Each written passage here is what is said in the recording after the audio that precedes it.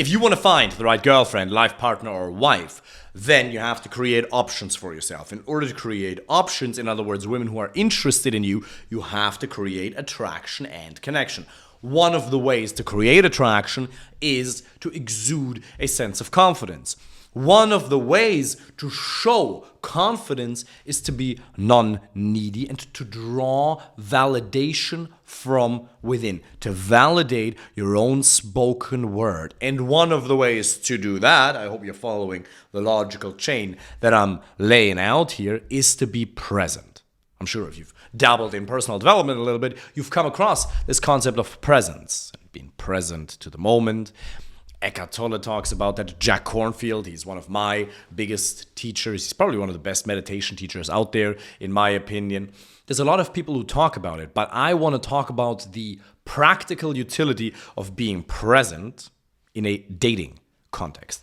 My father, many, many years ago, told me that when you are in interactions with people, be that in a business situation or in a public speaking situation, have 80% of your focus on the other person. It's the greatest gift you could ever give another person. But 20%, always stay with yourself. Now, most of you, if you're a little bit more introverted, a little bit more shy around women, then most often all of your focus is on yourself. You're wondering, how do I come across? How do I look? How's she going to perceive this? Maybe even in a general social context. You're very much focused on yourself. And one of the fastest changes you can make is to simply turn your attention outwards onto the other person, because if you're focused on them, you're not focused on yourself. And Tony Robbins says most of the suffering we experience in life comes as a result of focusing on ourselves. Now, that goes so far as to say that if we obsess about ourselves as to what we can get,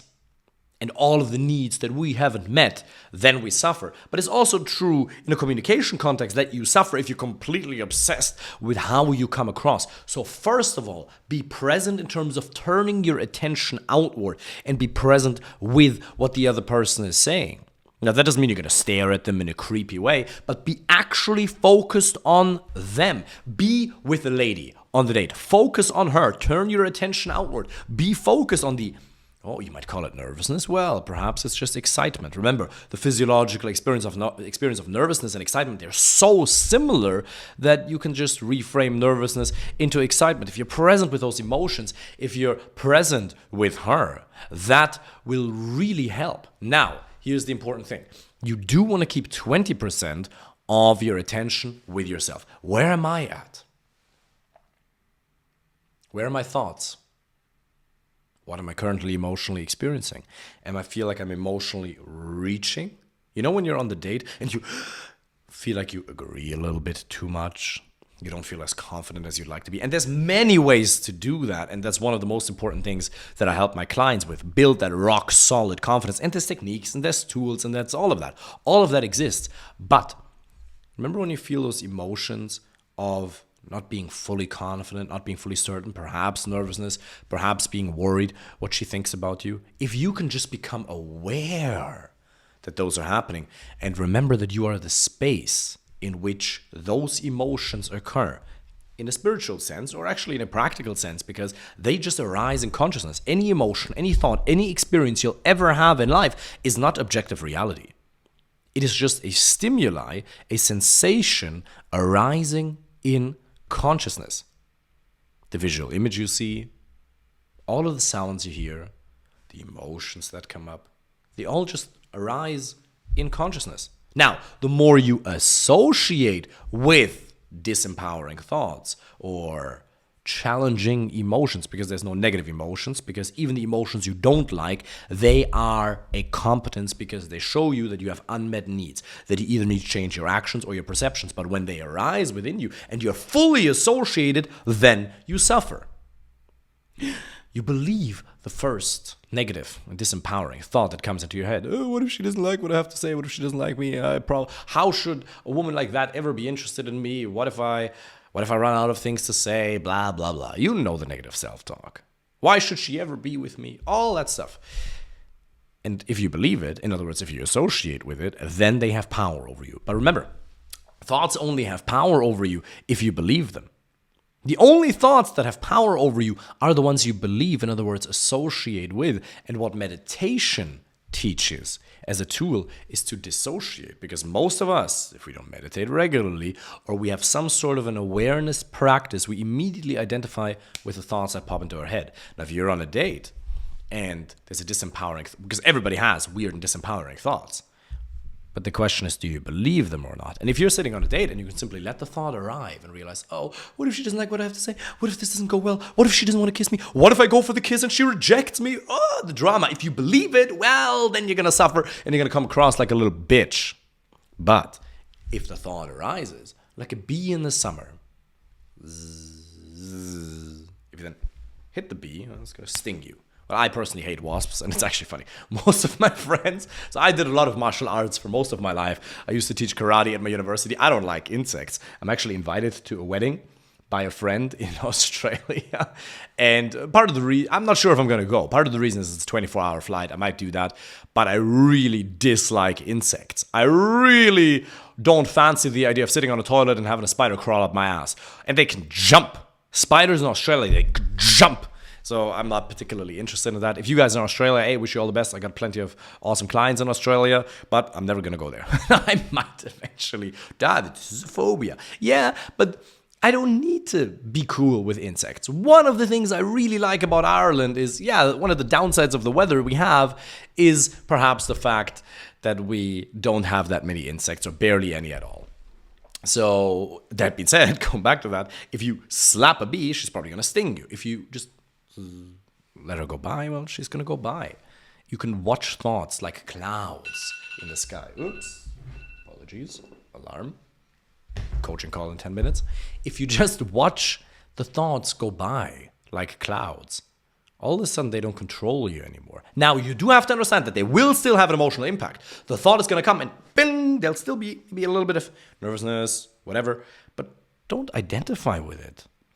So the important thing with this is, Jack Kornfield says that it's not just enough to be aware of these thoughts or emotions, because oftentimes awareness can turn hostile.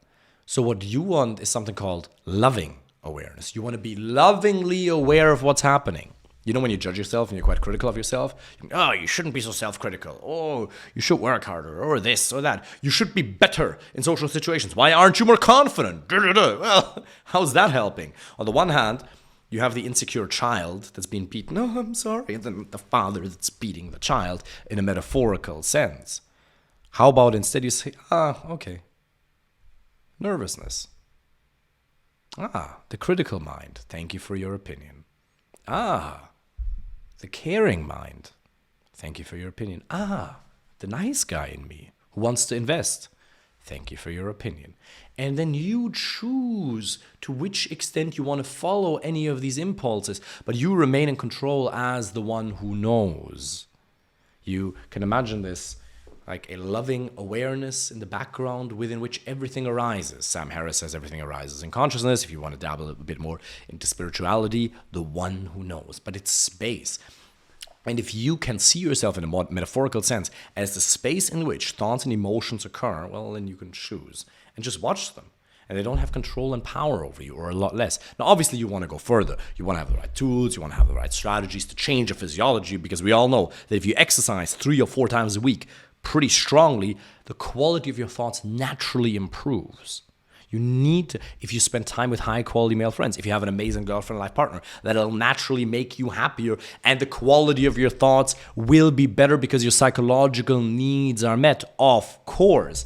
That being said, the next time you're in any social interaction, have 80% of your attention on the person on the outside and have 20% within yourself.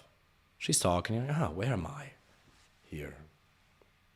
And the reason you feel your breath is there isn't anything particularly magical about the breath other than, well, our entire body is based upon oxygen, and it's a very powerful tool that encourages you to look into things like Wim Hof breathing.